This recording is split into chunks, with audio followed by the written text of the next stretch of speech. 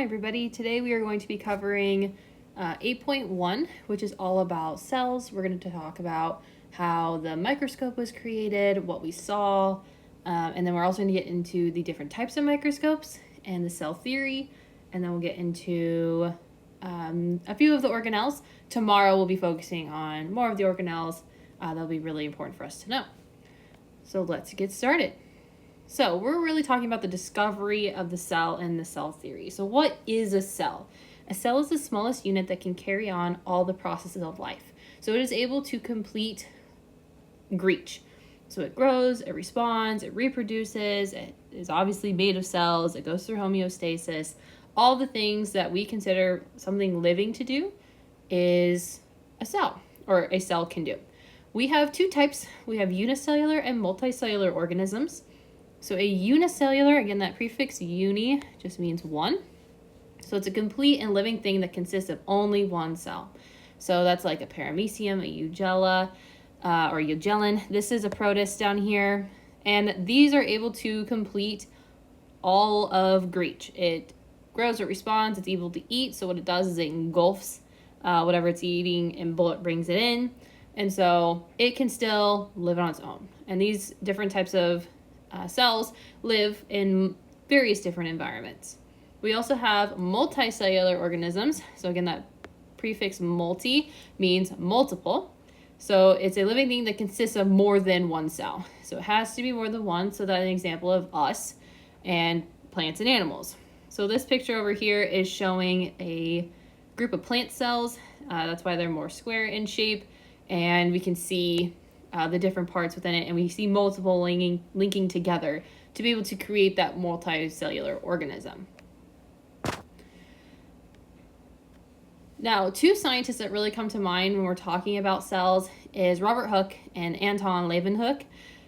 So Robert Hooke, he was an English scientist in 1665. He named the cells while looking at a thin slice of cork. So what he did is he had a slice of cork, and cork has a whole bunch of these little bubbles that lumped together to be able to actually make the cork. So he was looking at it and he said, hey, like this looks like a group of, let's just call them cells, like individual little pockets, like the individual rooms. And so he came up with what we call cells. Anton Leeuwenhoek, he was a Dutch scientist in 1675. He was a microscope maker, and he was first to observe a living cell. So this is his microscope that he used. As you can see, it is not as advanced as what we have today. And again, we're clear back in the late 1600s. And so he really couldn't see super in depth, but he was actually able to see a living cell and observe what it does, how it moves, and different things like that. So it took about 150 years past this point before scientists began to organize the first microscopic discoveries. And again, we're so focused on what we physically see in front of us that microscopic organisms we can't see with the naked eye, and so they tend to be forgotten about for a very, very long time. Well, we had these three men that came in, and they made these observations to continue the development of what's known as the cell theory. So Matthias Schilding, he was a German botanist in 1838. He concluded that all plants are made out of cells. We also then had Theodor Schwann a year later. He's a German zoologist, concluded that all animals are made out of cells. So what they were doing is they were taking specimen of plants and animal tissue and things like that and putting it under a microscope and actually seeing that they are made out of these cells. And this is how we come to be. Rudolf Virchow, he's a German physician in 1855, so quite a few years later, determined that all cells come from living cells. Again, at this point, we believed that, especially back in like the 1600s, that life just kind of appeared. And we didn't really understand where it came from. Well, we were doing experiments and things like that to discover that life comes from other life. And so Rudolf came in and he's like, if life comes from life, then cells have to come from other cells. They don't just mysteriously appear or start to be created. They have to come from other cells. So we took all that information and we created what is known as the cell theory. You have to know this. I can guarantee you it's going to show up on your quiz and your test as a short answer question. So you will need to know these three things. all living organisms are composed of one or more cells. So anything that's considered living has to be made of one or more cells. Cells are the organism's basic unit of structure and function. So for an organism to be able to basically live, it needs to have cells. And then cells only come from existing cells. They do not just magically appear, they have to come from other cells. And again, you have to know this. Have to. Okay, so let's get into the discovery of the cell. We're going to get into the different microscopes that we deal with. So starting with this discovery of the lens and then the microscope in the 1600s. And again, it was about the late 1600s is when we really got into looking at different organisms under the microscope and getting more in-depth microscopes. So we were using lenses and we noticed that things would appear larger when you're using just a lens. So a lens is basically just like a piece of glass that's either concave or convex. And depending on which way you're looking at it, an object either appears further away from you or appears really close to you. And so they were messing around with these lenses and they were actually able to create these microscopes that allowed us to see deeper into our microscopic world than we've ever had before. So if we're looking here, we have like Leeuwenhoek's microscope. As you can see, it's super simple. It does have a lens down here. It has the sample holder, so like basically like a stage clip. It has a focus knob like what we're used to, and then a sample translator to be able to like move the sample around. Over here we have Hooke's microscope, and this actually represents or resembles more of a microscope that we're used to using. And so we can see there's the barrel with the eyepiece that we're used to. It did have an objective lens and a focus screw, so we could actually put it into focus. It allowed it to hold the specimen, and then again, we didn't have electricity, and so we had an oil lamp. So the oil lamp went through the water flask to actually able to focus the light in and focus it onto this specimen. So we actually got a clearer picture and a little more in-depth of our microscopic world. Okay, so we have our different types of microscopes. This first one that we're going to talk about is a compound light microscope. This is what you used last week. This magnifies up to 1,000 times the size of the organism or whatever you're looking at. There are several different advantages to coming or using a compound light microscope. One, they're super cheap and very affordable. Two, they can be transported and they can be taken to the field to actually be able to observe things at real time. And another huge advantage is you can see living cells. So we can take things like pond water, put it onto a slide, and actually be able to observe these cells swimming around in water. Now, there are a few disadvantages when it comes to using a compound light microscope. And the first one is you can't see a specimen that is super small. It just can't blow it up that big. And also if it's transparent. So if something is transparent, it's going to be completely see-through. We're not able to see it. We would probably have to be able to stain it. And when you stain it, you're going to have to kill the organism that you're looking at. So it would no longer be viewed alive. And so things that are transparent tend to be very, very, very, very, very difficult to look at with a compound light microscope. It takes us a little bit of time, or we have to use a different type of microscope or a different technique to be able to view these different organisms. Then we also get to what is known as an electron microscope. So there are 3 different types of electron microscopes. So these are invented in the 1940s during World War II, and they use a magnet to aim a beam of electrons at a thin slice of cell. And this allows us to get really detailed pictures of what a cell looks like. So we have our 3 types. We have a TEM, so a transmission electron microscope. We also have an SEM, a scanning electron microscope, and an STM, so a scanning tunneling microscope. Each one has its own kind of focus on what it can do.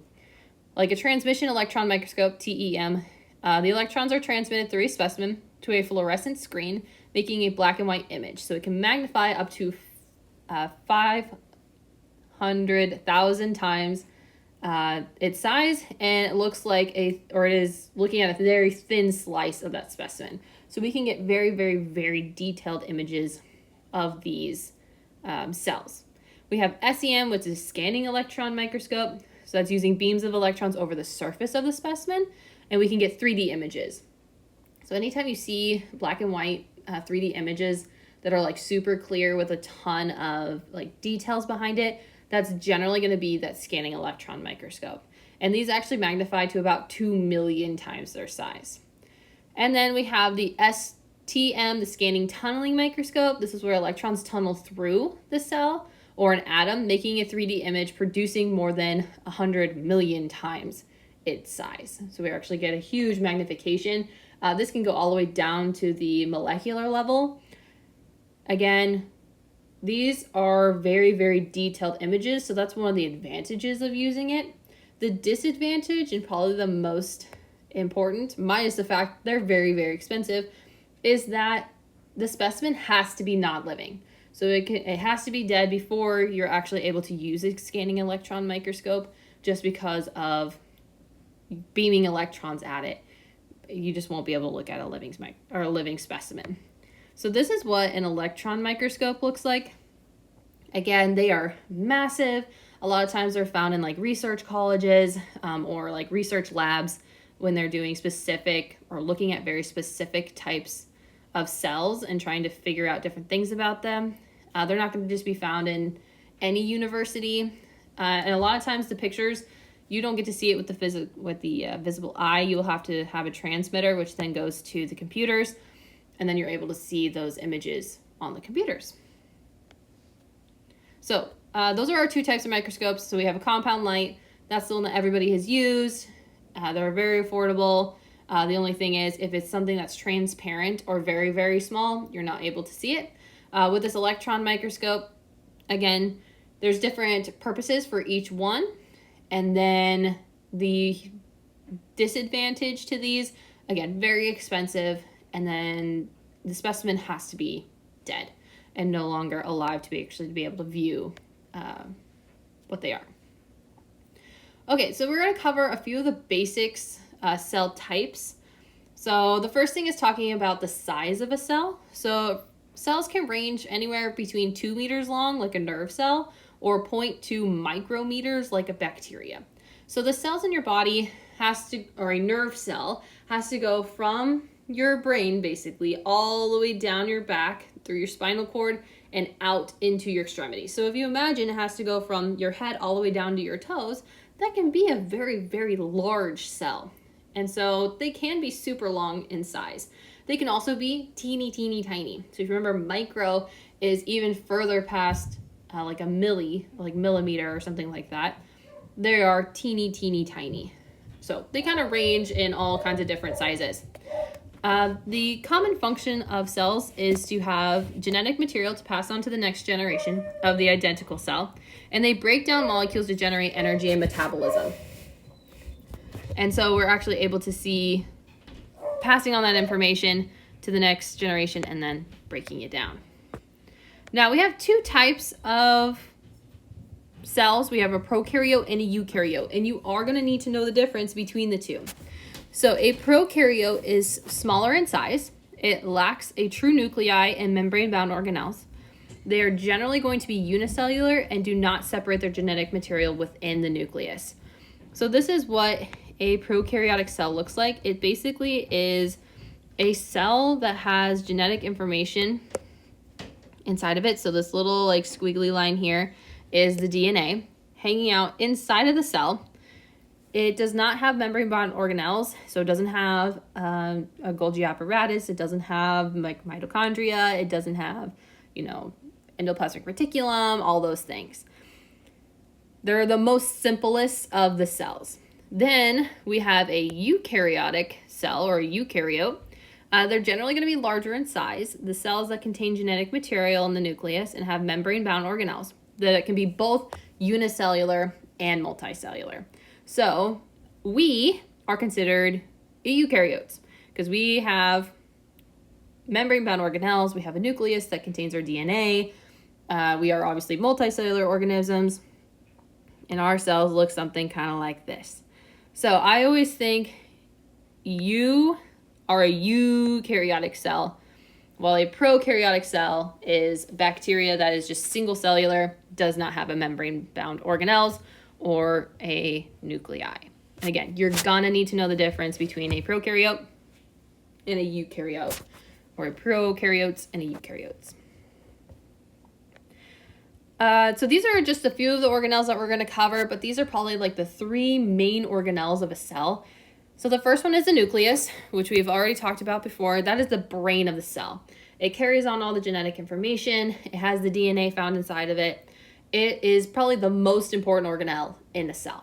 It tells the cell what it is, how does it work, what does it need to do. It is the brain and kind of sets the cell up for success because of the DNA it carries inside of it. Then we have the cell membrane. That provides a boundary for the cell and keeps things in or out. It's what allows water and different things to move in and out of the cell, transferring waste in and out, and so that we can have what's needed in our cell needed inside of it and keep out what we don't need. And then the last one is the cytoplasm. It's a jelly-like substance that all organelles float in. It's almost like cushion that keeps these cells keeps the cell's structure in a little bit of shape, but also just protects the other organelles that are around it. And so it just has like a nice little jelly-like substance that kind of cushions everything that they float through. Okay, so that is it for today. The major things that I would make sure you know your scientists, what they did, and their years. Also making sure you know your microscopes and what they can do and what are the advantages and disadvantages of both. And making sure you know all your types of electron microscopes, going over the cell theory, knowing that, and then also going into prokaryotes and eukaryotes. Tomorrow we'll get more into the different organelles and things like that. Alrighty, so your homework for tonight is Form 8.1. We'll check that when you get into class tomorrow, so make sure you have it done, ready to go. If you have any questions, please feel free to email me, and I will see you tomorrow.